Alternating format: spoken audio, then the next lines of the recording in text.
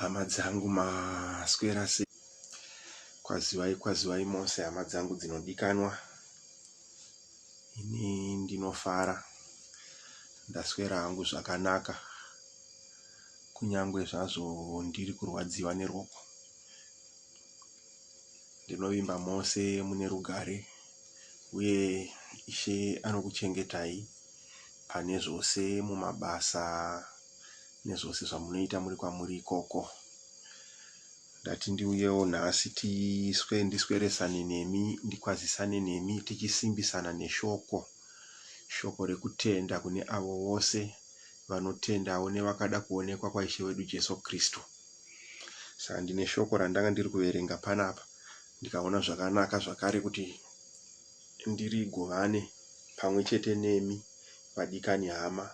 Shoko randanga ndichiverenga kubhuku yaJudha.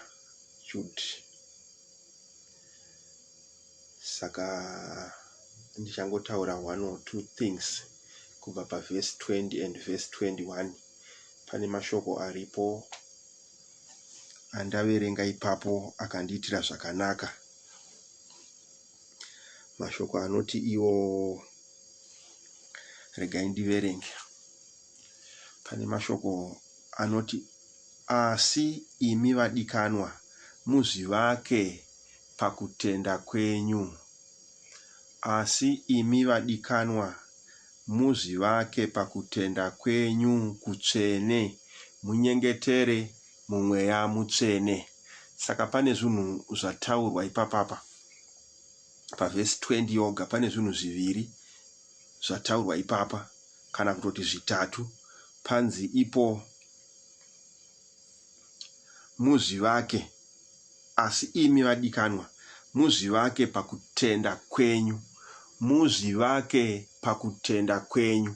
Kureva kuti mashoko aya ataurirwa kana kuti ari kutaurirwa kana kuti ari kudzidziswa vanhu vakatotenda kuna Jesu Kristu, vanonamata Mwari mumweya nezvokwadi, vakazvipira, vakaparidzirwa, vakatenda, vakazvinzwisisa zvazvinoreva kuti kunonzi kunamata kuita sei, kutenda kuita sei. Saka vanhu ivavo ndo vakusimbiswa neshoko raMwari panapa naJudha achiti, asi imi vadikanwa muzvivake pakutenda kwenyu. Kureva kuti munofanira kuzvivaka pakutenda kwenyu. Murege kudzokera kumashure pakutenda. Muregere kuwa pakutenda. Muregere kudonha. Asi murambe makasimba muchiva vanhu vanoramba vachikura pakutenda, vanoramba vachizvivaka, vachiwedzera chidhina pamusoro pechidhina, chidhina pamusoro pechidhina, instead of giving up. Nekuda kwekuti pane zvinhu zvinomanikidzawo panyika. Tikazoverenga kumashure kwayatangira tinonzwa nyaya dzaanga achitaura pamusoro pevadzidzisi venhema and a lot of things zvaanga achitaura. Saka after that ndo paakutaurira kereke achiti pakuitika kwezvinhu izvi zvese, imimi vanhu vakatenda kuna Ishe Jesu Kristu mumweya nezvokwadi, munofanira kuti muzvivake pakutenda kwenyu. Kuzvivaka pakutenda zviri kureva kuti munofanira kukura pakutenda. Saka mashoko mamwe chete iwaya ari kutaurwa pavhesi 20 aya tinogona kuverenga futi shoko raMwari tigwanzwisisa zvakanaka, kuti tinyatsove neproper understanding yekuti kana tichinzi tizvivake pakutenda kwedu tinofanira kuita sei. Ndati pane zvinhu zvitatu zvandinogona kungoti mhanye ndichitaura pazviri. Zvanzi muzvivake pakutenda kwenyu 1, zvikanzi munyengetere mumweya. Munyengetere mumweya. Kuzvivaka pakutenda nekunyengetera mumweya zvinhu zvekuti I think dangozvionesa neshoko raMwari kuti zviri kuda kuedza kutaura kuti chii.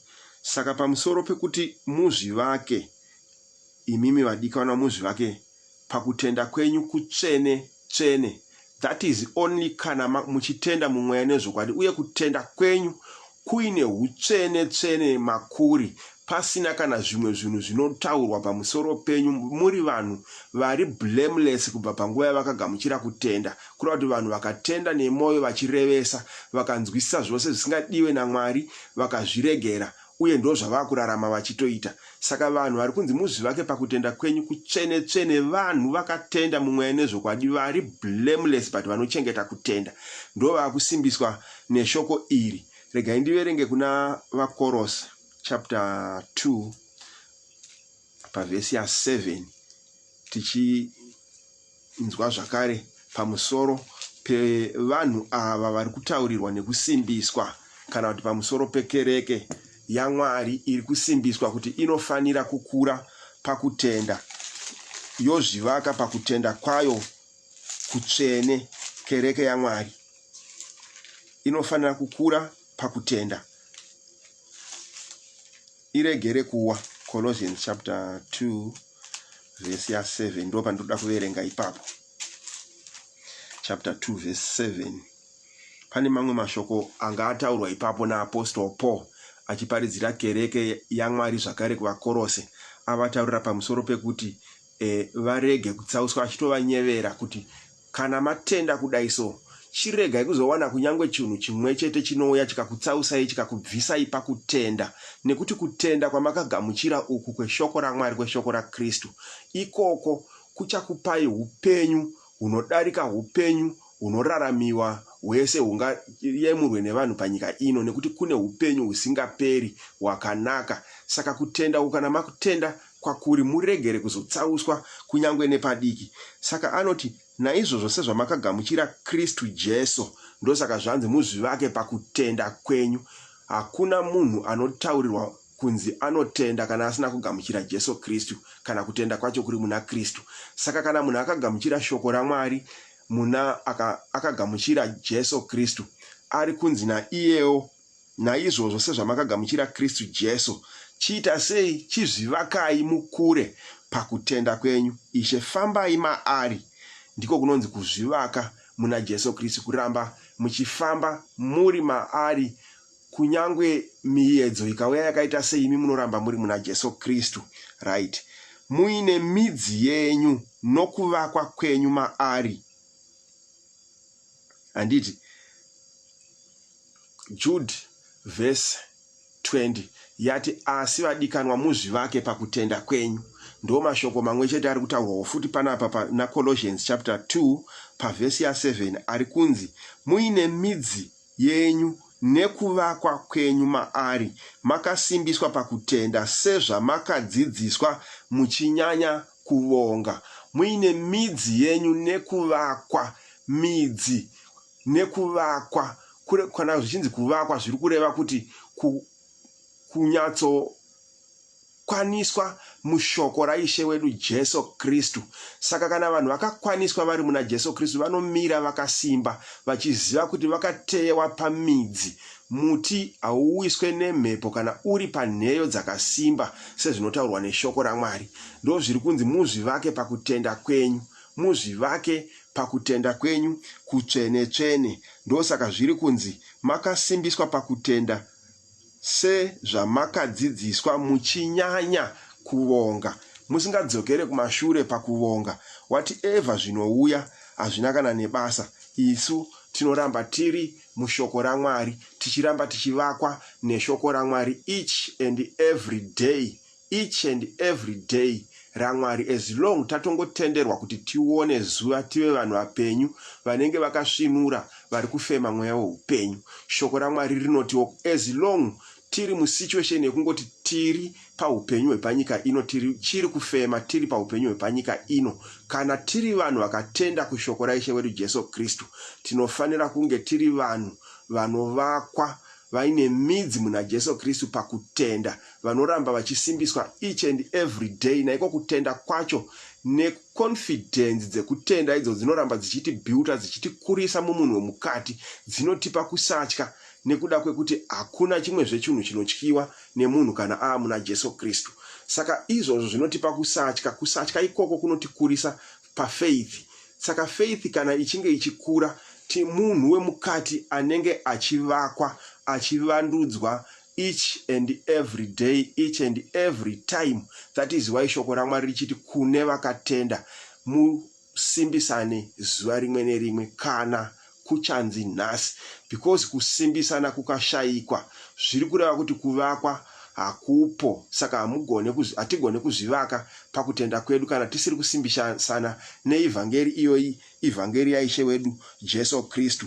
Saka mamwe mashoko zvakare kuna vaFiripi chapter 2 from verse 11 to verse 13 ari kutaura zvakare pamusoro penyaya iri kutaurwa panapa naJudhi kuti asi vadikanwa muzvivake pakutenda kwenyu.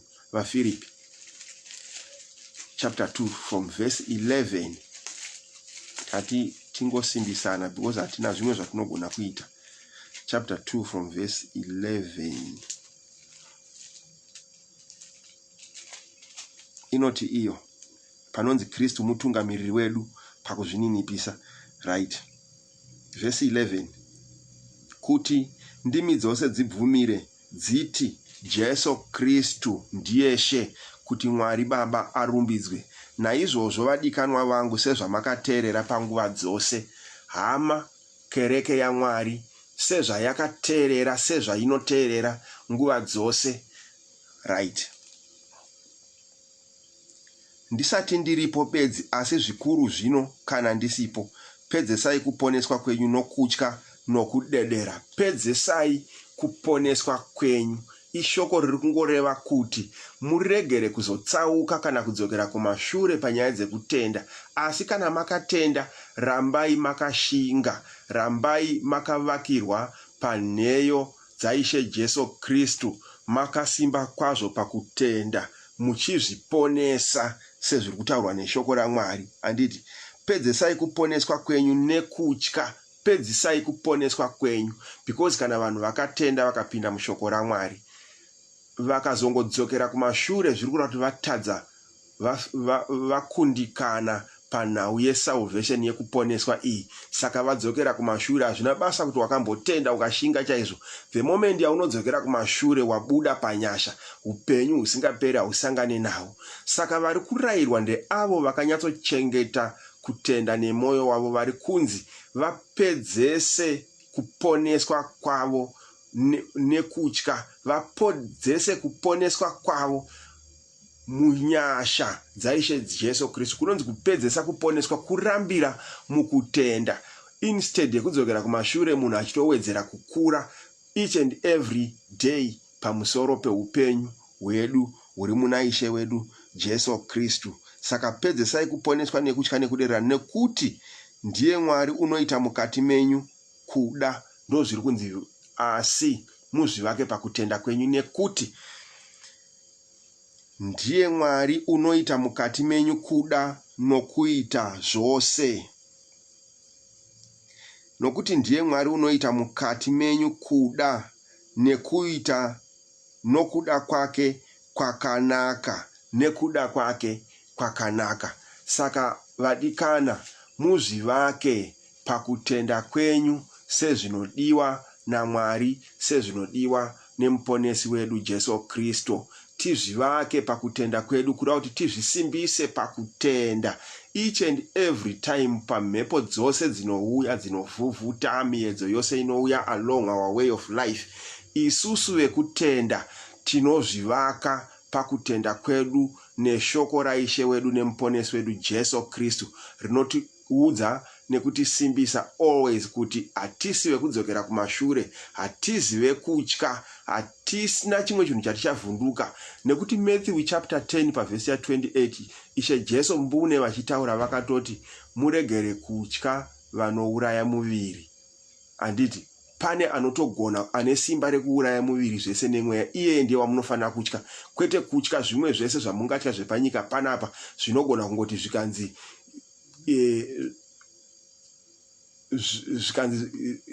izvo zvada kufesana nemi, zviri kungodhila nethis body isina zvainoreva. Saka kusatoziva kwavanenge vachiita venyika ino kana vose vanoshandiswawo naSatani kuti kurwisana nemuviri wenyika ino uyu, it's the waste of time, nenyaya yekuti muviri wenyika ino ringori ivhu iri, ivhu rakangodhizainwa naMwari rikaita zvaro nyama, but at the end of the day ivhu ende rinoramba riri ivhu ende rinongodzokera kuvhu. But pane chakavakwa chiri mukati medu chisina kuvakwa nemaoko emunhu, ichocho ndicho chiri kunzi chisimbiswe, tichivake pakutenda kwedu kutsvene, tsvene neshoko raishe wedu nemuponesi wedu Jesu Kristu. Ndo mashoko akambotaurwa futi naApostle Paul vachitaura vari kubhuku yaActs chapter 20 pavhesi ya32 if I'm not mistaken. Acts chapter 20 pavhesi ya32 vachitaura nevatungamiriri vekereke vaya vanga vadaidzwa kuti vabve kuEfeso vauye vazopiwa mashoko ekusimbiswa naApostle Paul. Pavanotanga kuudzwa naApostle Paul vachitonzi regai ndiverenge vhesi 32 tinzwa kuti vanonzi, zvino ndinokuisai kunashe neshoko renyasha, iye une simba rekukuvakisai nekukupai nhaka pakati pavakaitwa vatsvene vose. Handiti mashoko ari kusimbisa vanhu vanotenda aya. Zvanzi, zvino ndinokuisai kunashe neshoko renyasha dzake. NdeApostle Paul vaparidza Ishe Jesu Kristu, vanhu vakatenda. Vanhu vacho vatenda varayirwa zvose zvavanofanira kuita. Apostle Paul vakutotaura kwavari vari kuti zvino ndinokuisai kunashe. Eze naApostle vari kuvaisa kunashe nenyasha dzake, nenyasha dzaishe. Ishe wachona uyu ari kuiswa vatendi kwavari ari kunzi iye une simba, iye Ishe uyu ane simba rekukuvakisai, ane simba rekukuvakai, rekukuvakisai. Zvanzi pana Jude verse 20, asi zvino muzvivake, handiti pakutenda kwenyu kutsvene tsvene. Saka kutenda kwenyu kwacho kutsvene tsvene, simba riri kunzi muzvivake naro rachona haribve kwatiri kana pakufunga kwedu, but tinotoriwana nekusimbiswa neshoko raMwari. Saka the more yatinopinda mushoko raMwari nekuunderstanda kuda kwaMwari kubva mushoko raMwari, tiri kuzvivaka pakutenda kwedu kutsvene, kuti tirambe takamira mukutenda, tirambe takashinga, takasimba,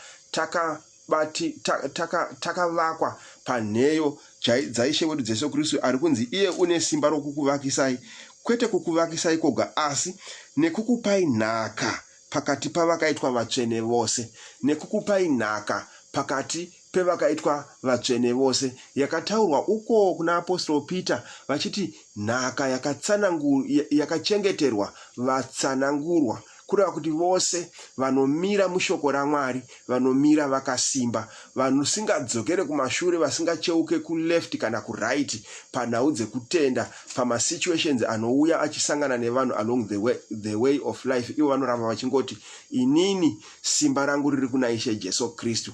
Zviri kunzi ivavo vane nhaka yavakachengeterwa, vanoponeswa neshoko, vopiwa nhaka. Chiri kunzi nhaka chacho is the everlasting life, upenyu husingaperi. Ndiyo nhaka inopiwa vose vanenge vakunda. But as we all know, pari kunzi tivakwe, tisimbe kwazvo neshoko raMwari pakutenda kwedu.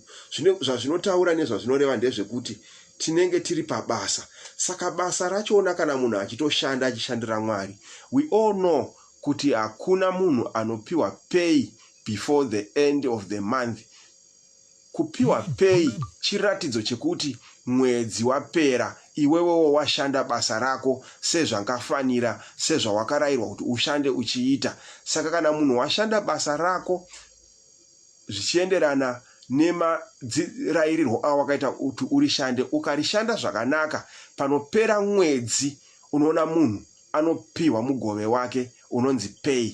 Ndo zvazvakaitawo futi kana vanotenda vakagamuchira shoko nemoyo, vakarichengeta vachirevesa nekurevesa kwechokwadi mumwoyo yavo, vasingadzokere kumashure, ipapo ndo pari kunzi vanozopiwa nhaka yavakachengeterwa, kuponeswa nenhaka. Vanopiwa kuponeswa nenhaka, kureva kuti vakachengeterwa nhaka. Saka nhaka ipei inopiwa at the end yeresi, kana tichinge tapedza tafamba takachengeta kutenda, tafamba according nemutemo wekutenda, pekupedzesera pacho kana takunda, ndipo pari kunzi tine nhaka yatakachengeterwa, yatinozopiwa namuponesi wedu Ishe Jesu Kristu. Vanobva vazotipa nhaka yekuti takunda, tafamba zvakanaka, tabata zvakanaka basa ravakatipa, ravakatiti tiite. Saka nekuda kwaizvozvo nekuda kweizvozvo tinobva tapiwa ruponeso rwemweya yedu.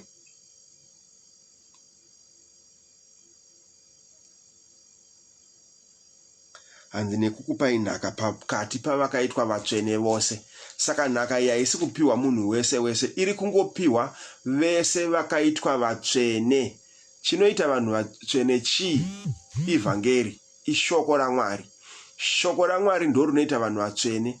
Vanhu pavanoritenda kureva kuti unenge wanzwisisa the difference between upenyu hwawanga uchirarama neupenyu hwawazoda kurarama after wanzwa shoko raMwari. Saka kana wakuzorarama upenyu hwekutenda wauya kushoko raMwari kunoku, handiti ndipo pari kunzi kana wachengeta kutenda kwacho ukangofamba kana kurarama maringe neexactly zvinodiwa naMwari, ndo pari kunzi ipapo nekukupai nhaka pakati pavakaitwa vatsvene vose. Vakaitwa vatsvene vose neshoko. Shoko ndo rinoita vanhu vatsvene. Kana vaitwa vatsvene vochengeta utsvene nekutenda, voramba vakarurama kusvika pekupedzesera, ivavo ndo vari kunzi vanozopiwa nhaka, vakaitwa vatsvene vose. Saka nhaka haisi yevanhu vese. Nhaka haisi kuzopiwa vanhu vanoti vakambotenda vodzokera kumashure. Nhaka haisi kuzopiwa vanhu vakanzwa shoko vakatadza kutenda. Upenyu husingapera hahusi kuzopiwa vanhu vanorarama nenzira nemutoo wekufunga kwavo nekuda kwezviri panyika ino ikwete. Huri kupiwa vakada kuonekwa kwaIshe Jesu Kristu, yakataurwa naApostoli Paul kuna Timoti paya vachiti ndarwa kurwa kwakanaka. Handiti vapedza rwendo rwavo varwa kurwa kwakanaka, vanoti ndakachengeterwa korona, nekuda kwekuti ivo vakachengeta kutenda. Asi kwete ivo voga vakachengeterwa korona, asi nevose vakada kuonekwa kwaIshe wedu Jesu Kristu nemuponesi. Saka ndo zviri kutaurwa neshoko raMwari kuti asi imi vadikanwa muzvivake pakutenda kwenyu kutsvene-tsvene. Muzvivake pakutenda kwenyu kutsvene-tsvene. Ndizvo zviri kutaurwa neshoko raMwari kune vose vanoda kuzoonekwa kwaIshe Jesu, kuti vazvivake, kuda kuti vakure varambe vakamira nesimba pakutenda kwavo, vasadzokere kumashure, vasawana chinovadonhedza pakutenda kwavo. Ndiko kuti vanhu vazopiwa mugove. Tinotozviona chero panyika panapa, munhu akapinda basa akashaisha pabasa anodzingwa basa. Ende ukadzingwa basa zvakungoreva kuti waterminaterwa contract yanga ichikualawa kuti upote uchiwana pay. Saka kana waterminaterwa contract hausina mukana wokuramba uchiwana pay, because watadza kufamba zvakafanira kudanwa kwawakadaidzwa nako nebasa raunoita iroro. Ndo zvazvakangoitawo futi kana munhu akatadza kufamba zvakafanira ivhangeri yaKristu, ruponeso hakuna. Asi munhu akafamba zvakafanira ivhangeri yaKristu, achizvivaka, achizvisimbisa on daily basis neshoko raMwari nekutenda, iyeye munhu iyeye ndiye ari kunzi anozoponeswa.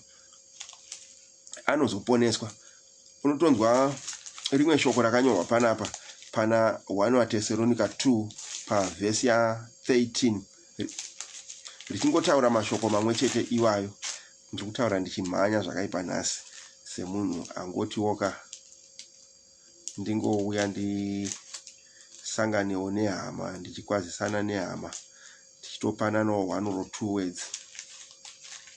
Aizve ndakuerenga 1 Thessalonica chapter 2 verse 13 pane shoko rinoti iro, saka isuwo tinoramba tichivonga Mwari. Kuda kuti tinoramba tichivonga Mwari, tinoramba tichivonga Mwari. Kuvonga Mwari itori process inoramba ichitongokondinya. That's why ari kuti tinoramba tichivonga Mwari, tinoramba tichitenda Mwari, kuti panguva yamakagamuchira shoko, iro shoko raMwari ramakanzwa kwatiri, shoko racho rakanzwikwa kutanga richiparidzwa nevaapostoli. Ndosaka achitinoramba tichivonga Mwari.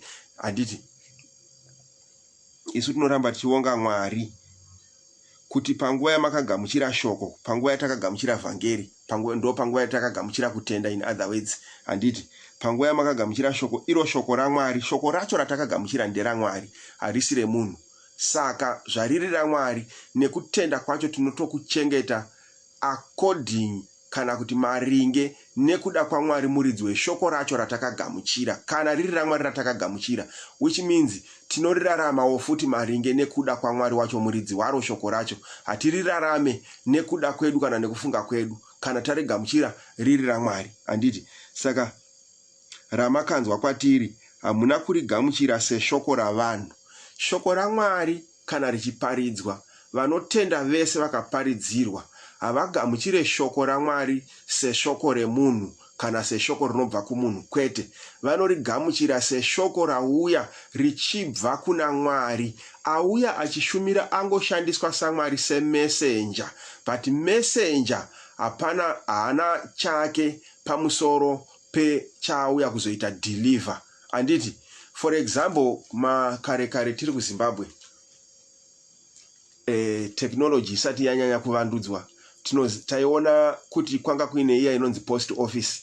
Post office yanga ine varume vaifamba nemabhasikoro vachidhirivhara matsamba pa each and every imba pane address yakanyorwa patsamba ipapo. Matsamba aisvikira kupost office, post office yopa matsamba kuvashandi vayo. Vashandi vacho kana vapiwa matsamba, harizi basa ravo rekuverenga tsamba because tsamba haina kudirectwa kwavari, asi basa ravo ivo nderekuita deliver the letter to wherever kwairi kufanira kuitwa deliver. Kwadhilivhiwa tsamba kuya ndiko kunonogamuchirwa tsamba iya. Kana yagamuchirwa yoverengwa, kana yaverengwa inopa munhu message. Chinonzi tsamba imessage inenge yapiwa munhu. The moment yaunotongoita receive the message ukaiverenga, it means pane chinhu chatoziviswa mauri, watova aware of something from the time yaunoverenga tsamba. Handiti? But tsamba iyo inoitwa deliver na messenger. Messenger haazozvikorese pamusoro pekuti adeliver tsamba, because tsamba ine message isiri yake, ine message yeuyo. Ndo zviri kutaurwa, ndo zviri kutaurwa panapa na Apostle Paul pamusoro peshoko ratiri kutaura riri kunzi, asi imi vadikana muzvivake pamusoro pekutenda kwenyu kutsvene-tsvene. Kutenda kwacho ikoko tinovakwa makuri nekuda kwekuti tinochengeta kutenda kune shoko rakauya kwatiri richiuya nekutanga nevaapostora vaJesu Kristu. Because we all know and it's a fact, hakuna anogona kuzviramba izvozvo, kuti before kukomishenwa kwakaitwa maapostles naIshe Jesu Kristu, kuya kwavakanzi endai naizvozvo kuna Matthew 28 from verse 19. Maapostora vaJesu Kristu vasati vatumwa neshoko, hakuna munhu akaziva vhangeri kana akararama zvinodiwa nevhangeri. Vhangeri kutoti rizozivikanwa kubvira kuvaJudha kwacho kwarakatangira, rakatozivikanwa mushure mekunge ratoitwa deliver nevaapostора vaJesu Kristu vakaripiwa, ndobva vanzi endai naro. Vaenda naro ndobva vanoriparidza, vanhu ndobva vatozozvinzwisa kuti right, ndo nyaya iripo. Varume ava vane chinhu chavatumwa nacho, chinhu chegospel raKristu. Chinhu chavatumwa nacho ndo chavari kuya kuzoita deliver kwatiri. Saka kana mwoyo yevanhu vapiwa message yaKristu yagamuchira shoko raMwari,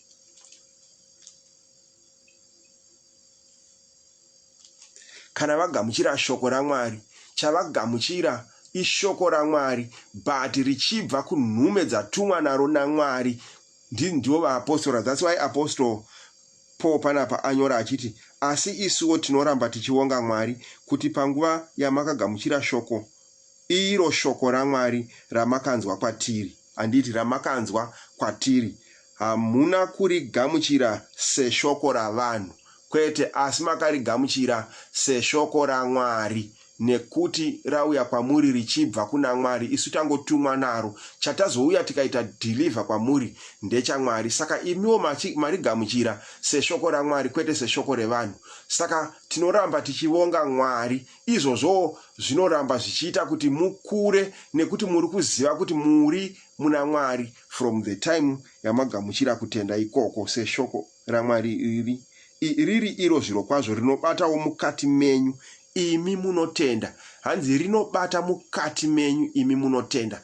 Kunzi rinobata mukati menyu ndiko kuti mukati menyu umu rinovaka, rinokukurisai imimi vanotenda vega, hazvisi zvevanhu vasingatende. Message iyi haisi yevanhu vasingatende kana vasina kutenda, but ndeye vanhu vanotenda, iri kusimbisa vanhu vanotenda. Handiti nokuti imi hama dzangu makava vateveri vekereke dzaMwari dziri. Anyway, regere kunyanya kuenda kwese kwandaakuenda uko. Ndiri kungotaura pamusoro pekuvakwa kuri kunzi kutsvene tsvene, kutsvene tsvene, kwazonzi ikoko kana mazvivaka pakutenda kwenyu kutsvene tsvene ikoko, pazonzi munyengetere mumweya mutsvene, munyengetere mumweya mutsvene. Pane mamwe mashoko anonakidza so kana ukateerera zvakanaka, akambotaurwa naApostle Peter pachapter 3, 2 Peter chapter 3 pavhesi ya18 kana ndisingakanganisi, ekuti asi kurai panyasha, asi kurai panyasha. Ko panyasha ndipo papi? Pana Kristu. Kristu ndiye nyasha. Togara tizvitaura izvo, vanhu vakuzviziva zvichitobva mushoko raMwari kuna Tito chapter 2 kuya kubva pavhesi ya11. Saka zvikanzi kurai munyasha, zviri kungonzi kurai muna Kristu, kurai muna Kristu. Kuna Kristu macho ndimo mushoko, Kristu ndiye shoko. Saka kurai mushoko raMwari, kurai mukutenda, kurai mukunamata Mwari, kurai mukuita zvakanaka vose vanotenda. Handiti ndosaka zvanzi asi kurai panyasha napakuziva Ishe wedu, napakumuziva iye Ishe wedu. Nekuti vanhu vakatadza kukura panyasha havagonewo kukura pakumuziva Ishe wacho. Saka vanhu vanozongotenda zvese zvese. Saka tichizongoona vanhu vachingoti changouya vamhanya ikoko, angouya vamhanya ikoko. Inyaya yekuti vanhu vari kuzvinyengedza nekuzvinyepera kuti vakura panyasha, ivo vasina kukura panyasha. Vanhu vakura panyasha vanokurawo nepakuziva knowledge yeshoko raMwari naMwari wamunonamata nenzira yekunamatwa kwake. Vanhu vanoziva kana vakura vanyatsovakwa pakutenda kwavo kutsvene tsvene, vanoziva nzira inonamatwa Mwari nayo, uye vanozvinzwisisa mumwoyo yavo neshoko rinotaura mumwoyo yavo kuti izvo hazvisiri izvo zvakuitwa, izvi ndizvo, izvo hazvisiri izvo, hazvisiri izvo. Saka kurai panyasha napakuziva Ishe wedu muponesi Jesu Kristu, napakuziva Ishe wedu muponesi anonzi Jesu Kristu, iye akaparidzwa nevaapostora, the real Christ akaparidzwa, the Christ uyo akaparidzwa nevaapostora, ari uyo akamuka kuvakafa, akauya akavigira vanhu vose kuponeswa nenyasha dzake dziri kunzi vanhu vanenge vatenda ngavakure maari iye Ishe wedu napakumuziva. Saka kumuziva kunobatsira kuti vanhu vakure pakutenda. Pati vanhu vakasamuziva manje, vanhu vanoparara vakatadza kumuziva. Muprofita Hosea akati vanhu vaparara nekushayiwa zivo. Zivo ikashayika, whatever zvinozoitwa zvisina zivo mukati zvinoparadza ari kuzviita. Pfungwa shoma dzinoparadza vatenzi vadzo. Zvinhu zvikaitwa nezivo isina kukwana zvinoparadza munhu mukuzviita achitofunga kuti ari kuita.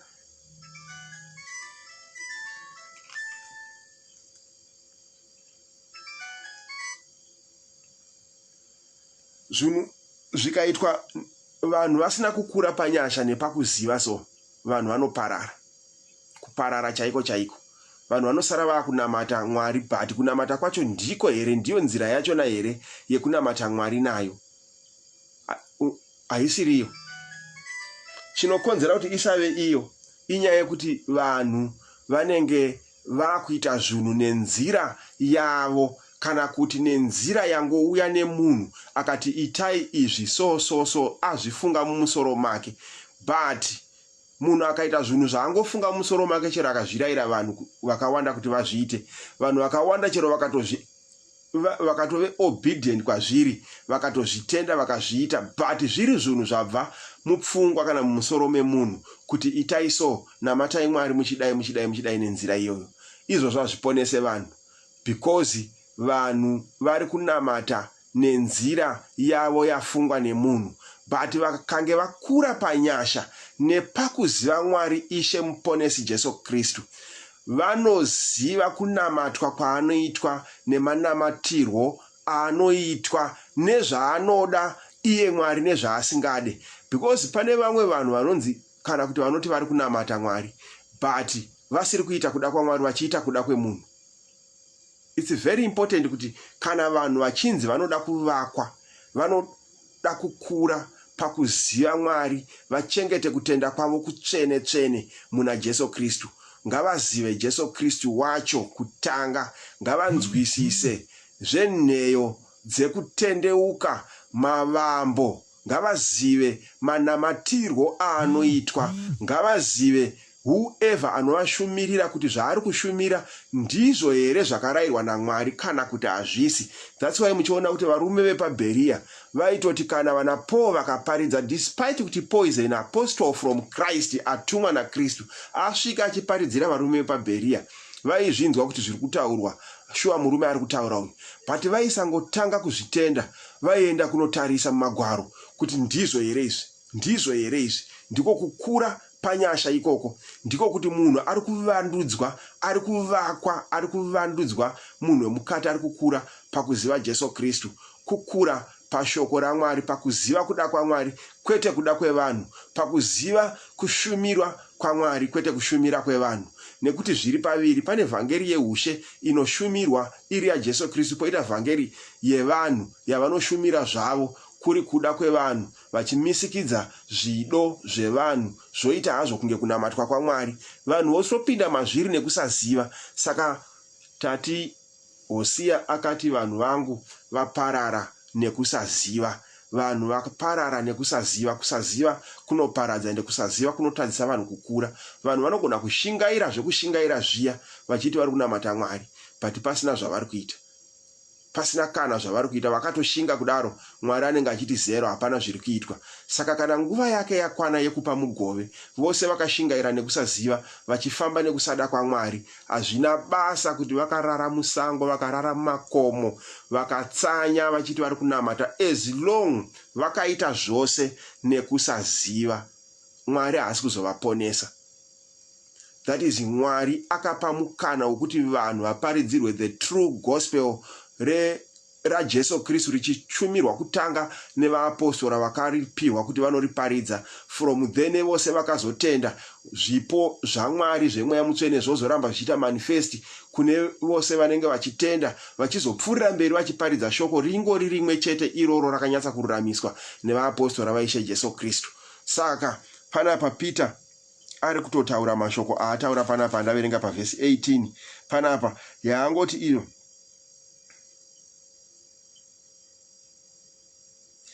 even kubva pavhesi 17 pa 2 Peter chapter 3 panapa ati, naizvozvo imi vadikanwa, zvamunoziva zvinhu izvi zvisati zvaitwa, chenjerai, be very careful, kuti murege kurashwa nokutsauka kwavakashata, muwe pakusimba kwenyu. Saka asi kurai panyasha napakuziva Ishe wedu Muponesi Jesu Kristu. Ngave nekubwinya zvino nekusingaperi mumwoyo yenyu. Kana mamuziva, iye anova nekubwinya kubva zvino nekusingaperi mumwoyo yenyu, kwete kunze, kwete pazvinhu zvinoonekwa, but mumwoyo, imo munochengeterwa shoko, imo munochengeterwa kutenda. Saka kutenda kukachengetwa mumwoyo, kutenda kwacho kukava kwechokwadi, kukatanga kukura, kunotangira kukura mumwoyo. Saka kana kwakura mumwoyo manje, mbeu yacho yakadyarwa mumwoyo iyo yeshoko inotanga kubudikira, inotanga kumanifesta. Kana yamanifesta manje, kukura kuya kwekuziva Mwari ndiko kunotanga kuonekwa. Mabasa ako, zvibereko zvako zvakuonekwa kuti izvi ndezvekutenda nemwoyo, zvatendwa mumwoyo, kwete pazvinhu zvinoonekwa kana pazvinhu zvekutaura kuti ndinodai, kwete. Zvinenge zvichitongobva pamwoyo. Mwoyo ndo unenge uchitongoekta. Shoko rinofidha mwoyo. moyo kana wafidwa neshoko, moyo unoresponda. Kana waresponda, respondi yachona yeshoko inotanga kumanifesta ichitoonekwa manje. Ndipo payaka panonzi vatendi kana kuti avo vari vaKristu, itsamba yakanyorwa kumberi nekumashure, imeseji kureva kuti pane vanotenda, vanhu vakangovatarisa vakaona kutenda kwavo kwemoyo so kwakumanifesta kunze. You don't need to tell people kuti ndinotenda, ndinonamata. Vanhu vanoona vega message iri pauri kuti unonamata iwewe, zvikatobatsira. Ndo zviri kutaurwa panapa neshoko raishe. Saka pamberi pachona azotaura futi pana Jude verse 20 panapa, azoti pamusoro pemashoko aati asi vadikanwa muzvi vake pakutenda kwenyu kutsvene-tsvene. Apedza kutaura mashoko iwayo, pamberi pacho azoti munyengetere mumweya mutsvene, munyengetere mumweya mutsvene. Kureva kuti kunyengetera, kana vanhu vachinyengetera, kunyengetera kunonzi kunyengetera kunonzwikwa naMwari kwechokwadi. Vanhu havanyengetere munyama, vanonyengetera mumweya. That is why shoko rimwe kuna vaRoma chapter 8 uko richitotaura kuti isusu vanhu venyama hatizive kunyengetera zvakakwana, but mweya iye ari mukati medu ndiye anotoziva kunyengetera. Saka kutenda kana kwakuitwa, kunyengetera kana kwakuitwa, kunyengetera kwekutenda hakuitwewo munyama, kunotoitwa mumweya mutsvene, kunoitwa mumweya mutsvene kunyengetera kwacho. Anditi tiri kuti chii? Regai ndimboverenga mamwe mashoko pamwe angabatsira kuti tinzwisise nyaya yekunamata mumweya mutsvene. Ndichaverenga kuna 1 John chapter 5 verse 14, ndoverenga zvakare kuna 1 Corinthians chapter 11 verse 4 and 5. Pamwe tingabatsirike panyaya yekunamata mumweya mutsvene. 1 John chapter 5 verse 14 ndo yandoda kuti ndiverenge. Vanogona kuverenga nekunyatsoita follow up pakuzoverenga vanogona kuzobatsirika kunyatsonzwisisa, nekuti vamwe tinongonzwisisa kana taverenga, asi pamwe kuzotaura kunogona kutinetsa, asi vanoverenga vachinzwisisa vamwe vanogona kubatsirika. Ndoda kuverenga verse 14 panapa zvatinoziva. Regai nditangire paverse 13. Zvanzi, ndakakunyorerai zvinhu izvi mugoziva kuti mune upenyu husingaperi iyemi munotenda kuzita remwanakomana waMwari. Zivai zvinhu izvi ende makanyorerwa kuti muzvizive, imi vanotenda kuzita remwanakomana waMwari, ndiko kuti vanotenda kuna Jesu Kristu. Anditi iyemi munotenda kuzita remwanakomana waMwari. Verse 14, kutenda kwacho ikoko ndiko kusatya, ndiko kusatya kwatinako kwaari kana tiri muna Ishe Jesu Kristu, tiri mukutenda kwechokwadi maari iye Jesu Kristu wacho, tine kusatya. Tambotaura katikati paipa iye wachona muridzi wekutenda uku akataura kuna Matthew 10 akati musatya vanodhila nenyama, asi ityai uyo ane simba rekudhistroya mweya nenyama zvese. Ndiye anonzi iyeye kana tiri maari tinova nesimba rekusatya kana tiri muna Ishe Jesu Kristu.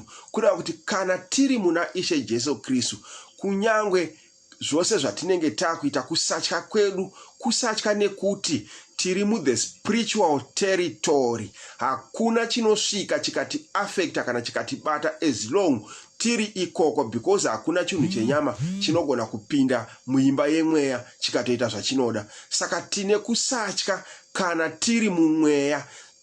That's why kana tiri mumweya kudaro, kunyengetera kweduwo tinonyengetera tiri mumweya mutsvene. Handiti ndiko kusatya kwatinako kwaari, kuti kana tichikumbira chinhu nekuda kwake, nekuda kwake ani iye Kristu. Kristu wacho ndiani? Ndiye mweya. Ndogara ndichitongoitaura vhesi iwe kuti John 4 verse 24 inoti Mwari ndimweya, vanomunamata vanomunamata mumweya nezvokwadi. Panapa pabva panziwo futi munyengetere mumweya mutsvene, vanomunamata vanomunamata mumweya nezvokwadi. Saka kana vanhu vachimunamata mumweya nezvokwadi, vachimunamata nekumunyengetera mumweya nezvokwadi, vane kusatya kunenge kuri mavari, nekuti vakachengetedzwa naiye Kristu, naiye Mwari muponesi wavakatenda. Saka kunyange kana taakukumbira chinhu nokuda kwake, unonzwa.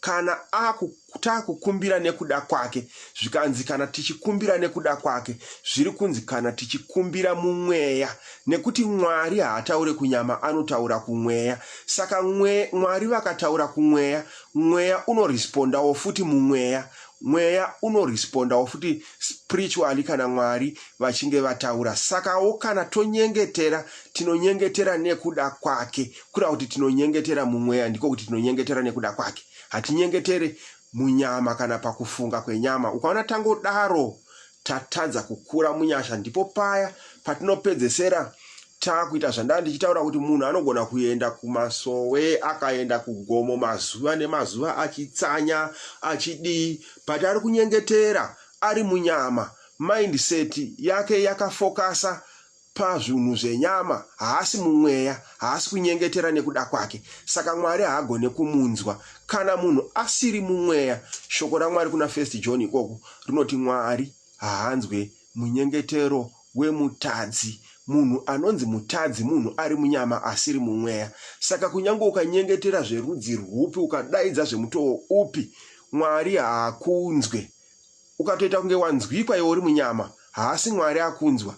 Ndiishewo weimwe kingdom anonzi Satani, nekuti Satani mweyawo futi ane zvimwe zvinhu zvaanotoita, ane deception wo futi yaanotoita, anodeceive ka zvokuti unogona kufunga kuti ndiye ari kuresponda Mwari, but ari Satani zvake, nekuti ibasa rake rekuita izvozvo, ibasa rake rekudeceive.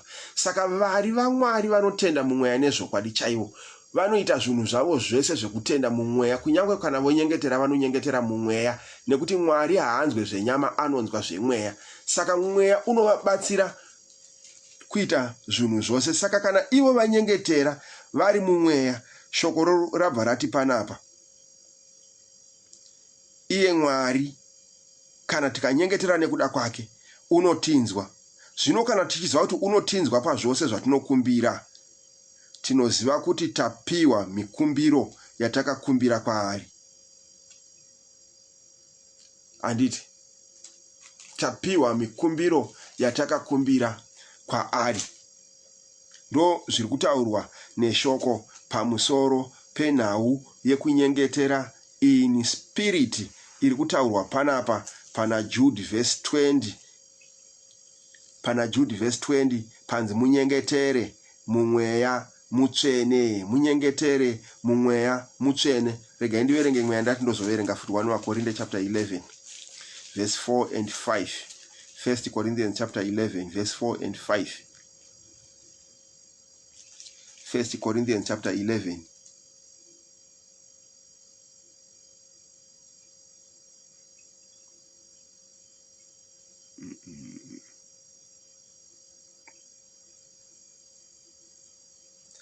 no, haisiriyo. I think pane pandaya pandiri kurega ndarise 2 Corinthians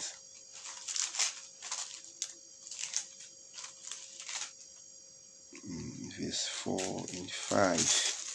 Tinzwe kuti shoko raMwari riri kumboti kudii.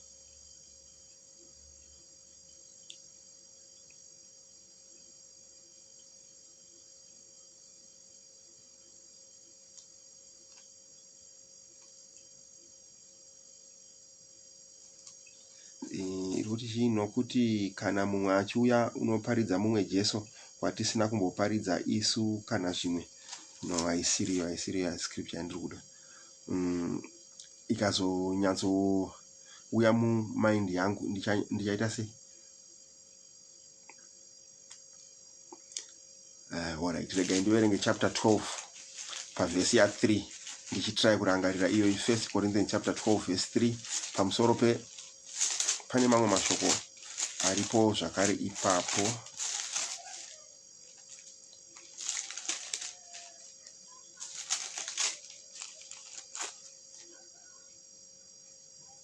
Yes, 2 Corinthians 1 Corinthians chapter 12 verse 3 pane mashoko aripo ari kuti, saka ndinokuzivisai kuti hakuna munhu unotaura nomweya waMwari ungati Jesu ngaatukwe, uye hakuna munhu ungati Jesu ndiye Ishe asi nomweya mutsvene. Hazvigoni. Mweya mutsvene ndiwo unototitungamirira kuti tive nethat understanding yekuti Mwari tinotaura naye sei, ende mweya mutsvene wacho ndio unoita kuti pazvinhu zvese zvatinoita tiite glorify his name. Hatigone kuti kana mweya mutsvene wacho uri matiri tichinyengetera mumweya mutsvene tiite any action inoguma yakuita sekunge tiri kutomhura Mwari wacho. Hazvigoni, because tinenge tiri mumweya. Saka hakuna munhu unotaura nomweya waMwari ungati Jesu ngaatukwe. Hakuna munhu ane mweya waMwari ungati Jesu ngaatukwe.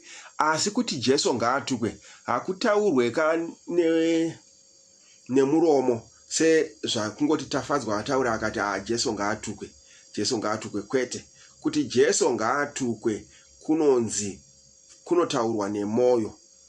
Zvakataurwa zviya kuna zvirevo kuti benzi rakati mumoyo maro Jesu hakuna, benzi rakati mumoyo maro Mwari hakuna. Rakatotaura nemoyo. Moyo kana wataura zvinozoonekwa neaction. Saka kumwe kutenda kwatinako kukange kusiri kutenda kwaMwariwo futi kunoonekwa neaction, but kana kuri kwaMwari futi kunoonekwa kuti kuri inspired nespiritual action inenge ichitevera ikoko. Ndo zvatiri kungotaurawo pano, hama dzekwedu, tichisimbisana nemashoko aMwari akanyorwa panapa pabhuku ya Judah chapter 20. Ipapapa panozonzi zvakare navaEfeso chapter 6 verse 18. That will be my last scripture for verse 20 iyoyi. Ephesians 6 verse 18.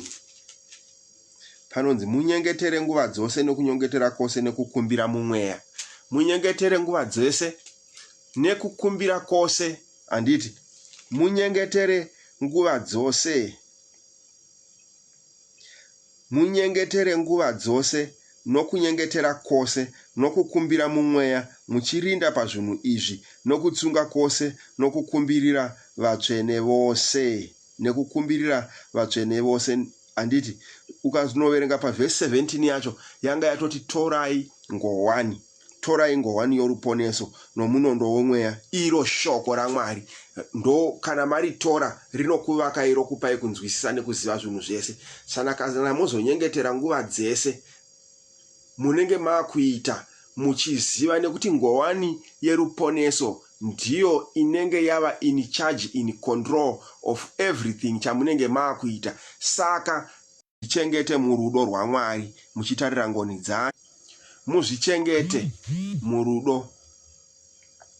Muzvichengete murudo rwaMwari. Muzvichengete murudo rwaMwari. Mashoko aya akakura zvekuti ndogona kutadza kuatsanangura, but mashoko aya akadzama zvikuru. Ari pavhesi 21 aya anzi muzvichengete murudo rwaMwari muchitarira ngoni dzashe wedu Jesu Kristu muve noupenyu husingaperi. Muzvichengete. Asi kuzvichengeta kwamunofana kuita, muzvichengete murudo rwaMwari. Kuri kuti muzvichengete mushoko raMwari. Kana kuri kuti muri avo vakatenda, zvichengetei, asi muzvichengete murudo rwaMwari. Musanodarika malines of demarcation eshoko ratakaiswa kwariri naMwari. Tizvichengete murudo rwaMwari. Tizive kuda kwaMwari kose pazvinhu zvose zvatinoita. Hatimbofe takafa, hama dzangu, nenyaya yekuti nyama painorwa nemweya, nyama iri kuda kuita upombwe. Isusu tokondrola, toirwisa munhu wemukati oramba kuti handisi kuda kunoita izvozvo. Munhu haambofe nekuti nyama yaregera kunoita upombwe.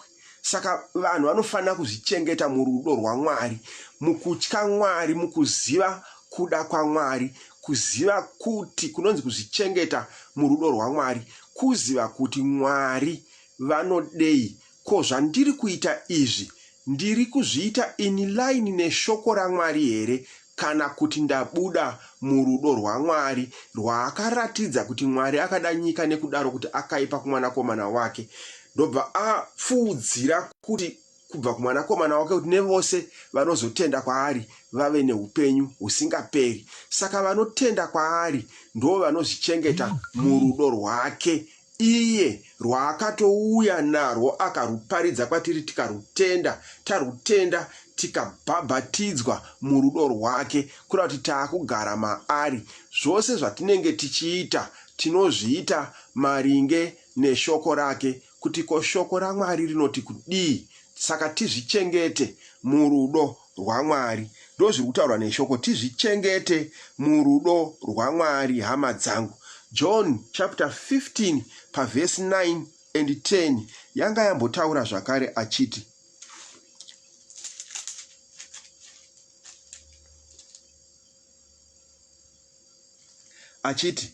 Baba, sezvavakandida neni ndakakudai. Baba, zvavakandida ininiwo ndobva ndakudai. Ndiko kuzvichengeta murudo rwake kwatinofanira kuita kana tichitenda zvechokwadi, kwekunzwisa kuti iye zvaakadiwa ndokubva atidawo. Saka kutida kwaakaita ndo kwatinofanira kuzvichengeta makuri ikoko. Handiti Baba, sezvavakandida neni ndakakudai, garai murudo rwangu. Zvanzi muzvichengete murudo rwaMwari, garai murudo rwangu. Kugara murudo rwaKristu ndiko kuita sei? Kuti ndinorarama panyika panapa neshoko randakatenda riri pamwoyo pangu, kana riri pamwoyo zveshuwa richirarama mandiri, handina chinhu chinonzi ruvengo kana kuvenga, kunyangwe ani kana ani zvake wepanyika inoyi, kunyangwe andiitira zvakanaka sei, kunyangwe andiitira zvakaipa sei, handitenderwe kuvenga, asi ndinotenderwa kuda. Ikoko kuzvichengeta murudo, kuzvichengeta murudo rwaMwari, kuzvichengeta pakutonzwisisa kuti no, Mwari havadi chinhu chinonzi upombwe kana ndichirarama nekutenda. Mwari vanovenga chinhu chakadaro. Chinotodiwa naMwari ndechekuti ndizvichengete murudo rwavo, ndizvichengete murudo rwavo, ndichinyengetera mumweya mutsvene. Kunyengetera mumweya mutsvene kosimbisa kuzvichengeta murudo rwaMwari, kuziva kutoti zvandiri mukadzi wemunhu handichatenderwi kuita gumbo mumba, gumbo panze. Kana munhu achiita chinhu chakadaro, munhu iyeye haasi murudo rwaMwari, ende Mwari haamuzive naiye haazive Mwari, inhema, chero akati Jesu Jesu. Kana murume achibuda mumba achisiya mukadzi wake anorara negirlfriend, kunyangwe achienda kwaanoenda achiti ndiri kuenda kuchechi, haana Mwari, haazive Mwari, mwana waSatani. Muzvichengete murudo rwaMwari, muzvichengete murudo rwaMwari, kuzvichengeta mukutenda. Ameno zviri kuitika neindaneti yachona. But anyway, let's continue. Panyaya iyoyi iri kunzi tizvichengete murudo rwaMwari, tizvichengete murudo rwaMwari. Munhu akaziva kuzvichengeta murudo rwaMwari, munhu iyeye aziva kunamata, ende hakuna chinogona kuzovhiringidza kuti munhu uyu azova mudyi wenhaka pamwe chete nevose vatsvene vakada kuonekwa kwacho vakachengeta kutenda. Kana munhu akagona kuzvichengeta murudo rwaMwari, rwandanga ndichiverenga panapa pandaverenga kuna John chapter 15 verse 9 and 10, panzi muzvichengete murudo rwaMwari, muzvichengete murudo rwaMwari. Mamwe mashoko zvakare kuna vaFiripi chapter 2 I think verse 12. Mundiitirewo mwoyo murefu. vaFiripi chapter 2 verse 12. I believe kuti pane mamwe mashoko anosimbisa nyaya iyi. Hanzi, naizvozvo vadikanwa vangu, sezvamakateerera nguva dzose ndisati ndiripo bedzi, asi zvikuru zvino kana ndisipo, pedzisai kuponeswa kwenyu nekutya nekudedera. Mupedzese kuponeswa kwenyu nekutya nekudedera. Nekutya nekudedera ndizvo zviri kutaurwa kuti munenge muchizvichengeta murudo rwaMwari pazvinhu zvose zvatinenge tichiita. Hatiite zvinhu zvinobva pakuda kwedu.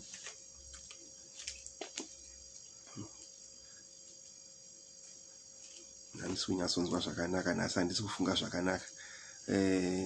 James chapter 1 verse 27, I think.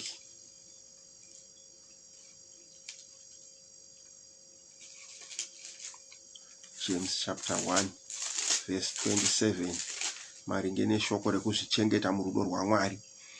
James chapter 1 verse 27 inoti, kunamata kwakarurama kusine mhosva pamberi paMwari wedu naBaba ndo zvimwe zvinoitwa kana vanhu vachizvichengeta murudo rwaMwari. Kana vanhu vachizvichengeta murudo rwaMwari, chinogara mavari rudo, ilove yatanga tichitaura iye kuti ndo inotanga kuita manifest. Iyoyo ndo yakanzika kuna John 13:34 and 35, ndo ichazivisa vanhu kuti imi muri vanhu vanotenda vanonamata Mwari.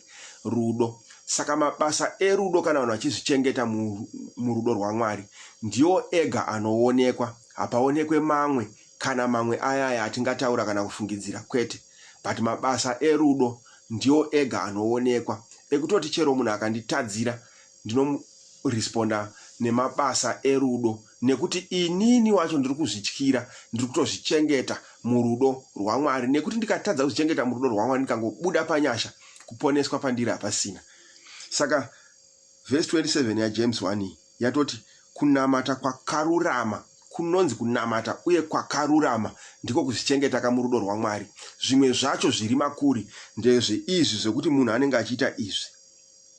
Hanzi, kusine mhosva pamberi paMwari. Kunamata uku kana kwakarurama hakuna mhosva, kureva kuti kuri blameless, hakuna chinopomerwa. Munhu anenge achinzi Mwari ona iye akarurama anonamata uyu, anenge achiita izvi. Kusina mhosva pamberi paMwari waBaba wedu ndiko kufambira nherera nechirikadzi pakutambudzika kwavo. In other words, ndiko kuda nherera nechirikadzi pakutambudzika kwadzo. Ndo zvinotogara mupfungwa zvichindirwisa everyday kuti ndoita seiko, ndoita sei. Kuna ambuya nhingi, kuna mai nhingi, ichirikadzi, kuna mwana nhingi, nherera, vanoda patinogona napo pese kubatsirana navo. Zvikuru sei taita zvose zvatinogona nekubatsirana panyama, tobva tazosimbisa nekuvapa shoko raMwari kuti naivo vari nherera kudaro kana kuti vari chirikadzi kudaro, naivo vazvichengete murudo rwaMwari sezvatinoitawo isu tinenge tichisundwa nerudo urwu pakuvafambira nekuchengetana navo nekubatsirana navo. Nherera nechirikadzi, kwete vangori vemumisha matakazvarwa koga, asi kunyangwe vekuimba yaMwari kwekutenda. Nekuti kuna Timoti zvinotonzi zvikuru sei veimba yekutenda. Saka nevekuimba yekutenda, nherera nechirikadzi vanotosimbiswawo neshoko raMwari kuburikidza nekufambirana navo. Kana tafambirana navo toita zvatinogona kuita zvose nepatinogona napo, asi zvikuru sei tobva tavapawo rudo rwaMwari urwu kuti vazvichengete murudo rwaMwari. Ndiro shoko raMwari, ndiko kunonzi kunamata kwakarurama, uye ndizvo zvinoitwa nevanhu vanozvichengeta murudo rwaMwari. Ndiko kufambira nherera nechirikadzi pakutambudzika kwavo, nokuzvichengeta. Mukuita zvose izvi nekuzvichengeta, kutozvichengeta, kuzvichengetedza, kuzvityira, kunge uchitoziva kutoti zvandiri kuita izvi neniwo futi ndofanira kunge ndiri very very careful, because Satani ane mano, unogona kubuda so wakavarairwa mutreki. Saka unonge uchitozvichengeta. Saka zvanzi muzvichengete murudo rwaMwari, muchiziva kuti zvamunoita zvose zviri kuparidza Mwari. ndiko kuzvichengeta murudo rwaMwari. Iye Mwari pakuzoonekwa kwake kana achizomezha anoona shuwa kuti wakazvichengeta murudo rwake nemabasa ake awakabata ukaita, because anoti kana iye amira pakutongwa, tarirai ndinokurumidza kuuya, mubayiro wangu ndinawo kuti ndipe mumwe nemumwe sezvaakaita sei, sezvaakabata. Ndinokurumidza kuuya kuti ndipe ende mubayiro wangu ndinawo ane reward kuti ndipe mumwe nemumwe sezvaakabata. Saka mumwe nemumwe anozopiwa sezvaakabata naMwari. Kana kuri kuti akatenda akazvichengeta murudo rwaMwari, anozopiwawo mubayiro wake wekuzvichengeta murudo rwaMwari, mubayiro wekutenda, mubayiro wekunamata, mubayiro wekuita zvakanaka, mubayiro werudo rwaakaratidza, mubayiro wake iye Mwari wokuratidza kuti iwewe wakava naMwari panguva yawakanga uchirarama panyika, nguva yawakagamuchira shoko iri, sezvazvinofanirwa, sezvazvinotaurwa, kuti arege kusvibiswa nenyika, kuti arege kusvibiswa nenyika. Ndo shoko raMwari zvariri kutitaurira panapa, kuti arege kusvibiswa nenyika, hama dzangu. So in short, nekuda kwekuti neniwo handisi kunyatsonzwa zvakanaka, ruoko rwangu urwu rwakaita sei, rwakangokuvara rukazvimba, saka kuti neniwo ndive nekuzorora, regai ndichingoverenga last part iyoyi yanzi muchitarira ngoni dzaShe wedu Jesu Kristu kuti muve neupenyu husingaperi pakunamata kwatinenge tichiita, tichinyengetera kuna Mwari mumweya, tichizvichengeta murudo rwaMwari. Izvozvo zvese tichizviita tinenge tine hope kana kuti tariro yedu iri kunani, tichitarira ngoni dzaShe wedu Jesu Kristu, muve noupenyu husingaperi. Zvese izvi chinangwa chekuita zvese zvatanga tichiverenga izvi zviri kungoitirwa kuti kana tamaneja kuzviita kusvika pakupedzesera penguva tisina kutsauka, tive neupenyu husingaperi, tive neupenyu husingaperi. Wandichangoverenga kuna 2 Corinthians chapter 5, ndichangoverenga, handisizotaura anything ipapo, ndichangoverenga, vanonzwa voita sei vonzwa nekutobata. 2 Corinthians chapter 5 verse 1 to 8, ndichangoiverenga, vane nzeve dzekunzwa vanotonzwa. Inoti, nokuti tinoziva kuti kana imba yedu yenyika, tabhenekeri yedu ichiputswa, tine chakavakwa chinobva kuna Mwari, imba isina kuvakwa namaoko, isingaperi, iri kudenga. Nokuti tinogomerawo mairi. Ndiri kuverengera mashoko aya last part ya verse 21 yataura pamusoro pekuti muve neupenyu husingaperi. Ndo zvatiri kutaura kaizvi kuti imba isingaperi iri kudenga. Nokuti tinogomerawo mairi tichishuva kuti tifukidzwe neimba yedu inobva kudenga, kuti kana tafukidzwa hedu hatingawanikwi tisina chatakafuka.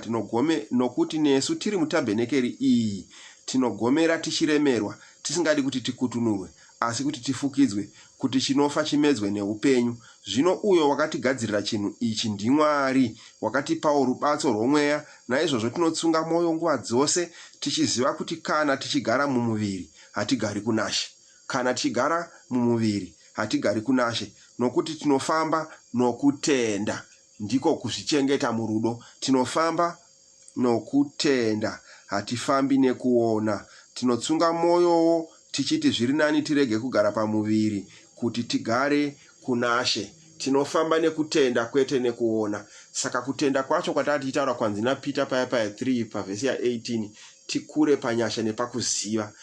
Kuziva kwachona ndiko kutoti isu kunamata kwedu nekufamba kwedu ivhangeri yaMwari kuri mukutenda. Tinofamba nekutenda, hatifambe nekuona. Saka zvese zvingazoitwa nevanhu vachiti vari kunamata Mwari, but vachitozviita paine practice yekutobata zvimwe zvinhu zviri physical, vachiti vari kunamata Mwari, zvatopesana neshoko raMwari. Bo shoko rati tinofamba nekutenda, hatifambi nekuona. Saka ukangondipa mvura, kana whether uri madzibaba, kana uri madzimai, uri profeti, ukangouya ukandipa wristband, ukanditi wristband iyi, zvakureva kuti ndakutoona kapa, hapasina kutenda ipapo. Ukandipa mvura uchinda kunyengeterera mvura, ndichitoiona physically, hapasina kutenda ipapo. Saka handisi kufamba nekutenda, ndiri kutofamba nekuona. Ukandipa whatever zvinongopiwa nevanhu, ipapo panoda kuchenjerwa. Ndoziva kuti mashoko aya anorwadza vazhinji havadi kuanzwa, but ndipo pane kutonamata kwachona kwese. Tikasaonesana zvinhu izvo zvavadikani, tinotoparara takasvinura, takafamba tichitoona zvinhu zvatiri kuita zvapesana naMwari. Mwari ari kuti isusu tinofamba nekutenda, hatifambe nekuona. Saka kufamba nekutenda kwedu kuri mukuchengeta shoko raMwari, tichizvichengeta murudo rwaMwari sezvataurwa neshoko raMwari pano pamascriptures andanga ndichiverenga. Ishe atibatsire, atitire zvakanaka. Kana kuti last scripture yekuti tionekane nayo, James chapter 4, the last scripture yandichaverenga panapa yekuti tionekane nayo, James chapter 4. Upenyu usingaperi watanga. Where is James? How? As Bible rangu. James chapter 4 ndawerenga verse 7 and 8.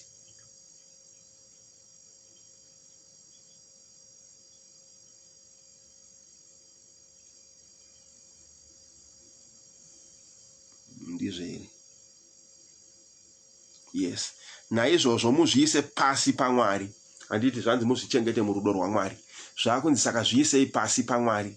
Aya mashoko evanhu vanotenda, vanonamata. Kana vanhu vasinganamate chero vakada kuzvizama hazvigoneke, because vanhu havagone kunamata kana vari munyama. Kutonamata hunge vanhu vapinda mumweya, mushoko raMwari, vabhabhatidzwa muna Kristu, ndokuti vagone kuzvichengeta murudo rwaMwari. Saka kuzvichengeta murudo rwaMwari kwacho ndokuri kunzi naizvozvo muzviise pasi paMwari.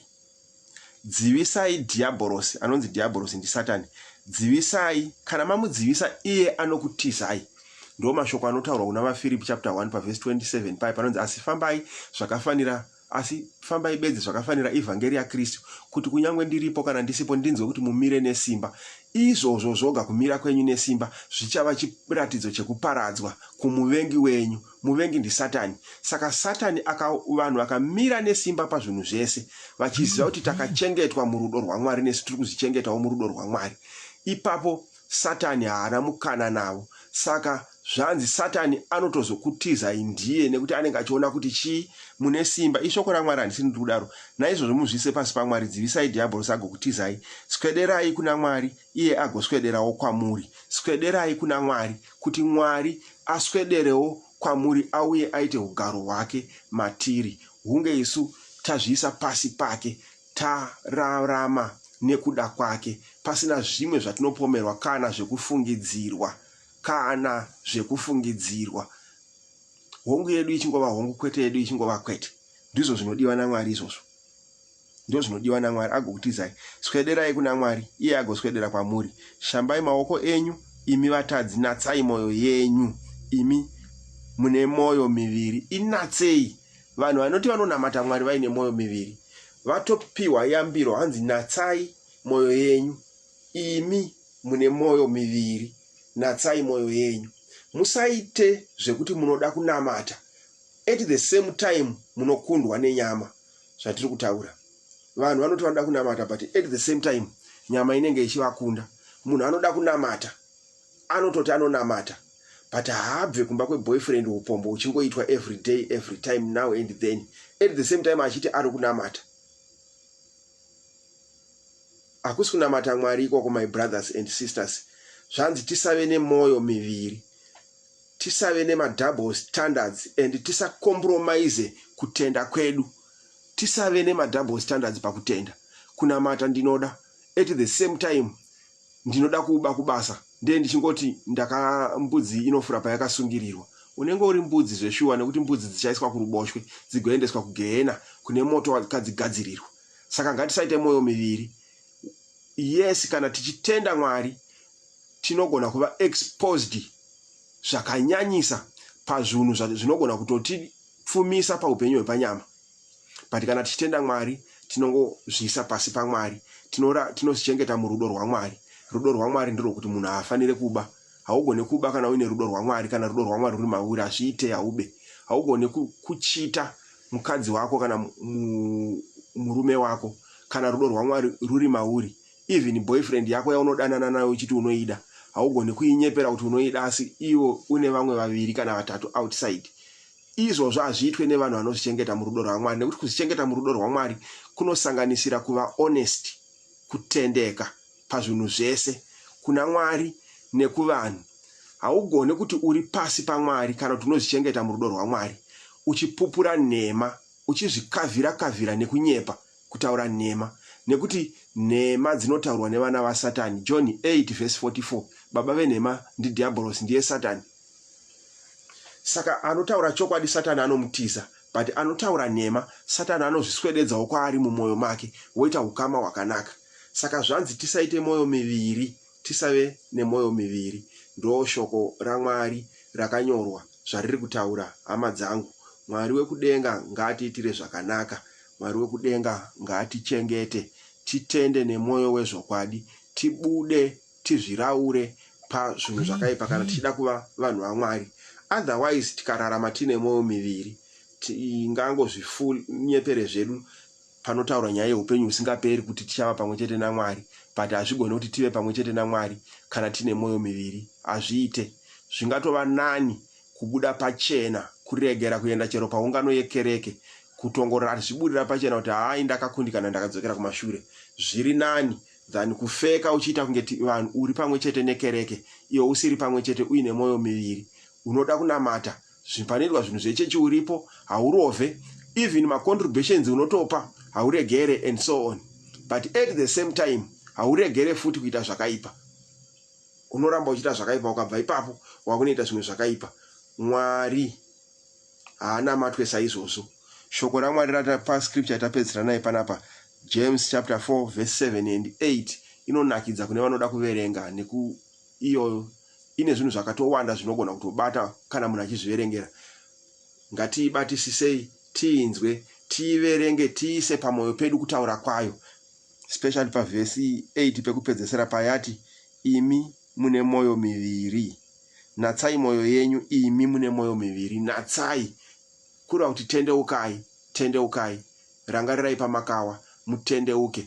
Tirwe nenyama, zvainoda nyama zvakawanda, but zvainoda hazvina upenyu husingaperi. Tinoparara tiri munyama, tinoparara takatemba, kuparara nezvatinenge takabata, nezvatinenge takaita, nekuda kwemwoyo miviri. Saka ndo mashoko, hama dzangu, andangoti tisimbisanewo nawo. Andanga ndichiverenga manheru anaya, ndikangoti regai ndiite sei ndive nenguva yekungogoveranawo futi pamwe chete nehama dzangu, my brothers and sisters, vangadai vachidawo kuti ivo vaverenge. Ndandichiverenga kuna Jude chapter, ndandichiverenga Jude, yes, saka chapter 20 and chapter 21 ndo yandazongoti titaure kana ndigoverane nekuda kwayo pamusoro pezvairi kutaura nehama dzangu, nekuti zvaandiitira zvakanaka pamusoro pekuti tizvivake. Handiti tinofanira kuvakwa, tivandudzwe neshoko raMwari, tiite zvakanaka, tikure pakunamata nepakunyengetera, tichinyengetera mumweya, tichizvichengeta murudo. Ishe akatitendera tinozosanganiswa zvakare kana tatenderwa naIshe. Ndisiri kunyatsotaura zvakanaka nhasi because ndiri kurwadziwa. Handimwe kuona ruoko rwangu zvarakaita kuti rwakazvimba pa. Ndakakuvara ende ruri kurwadza zvisingaiti. Asi anyway, regai tingotenda Mwari. Naizvozvo itirwai zvakanaka, hama dzangu. Itirwai zvakanaka chose. Mwari werugare ngaakuchengetei, nesuwo tichengete kutenda. Pane makadi, hama ndinofara chose, hama yangu Keti. Uri seiko hama yangu wekumusha? Long time. Tinotenda Mwari naizvozvo, hama dzangu. Saka regai ndiite sign out. Amen. Hama yangu Lorraine Hove.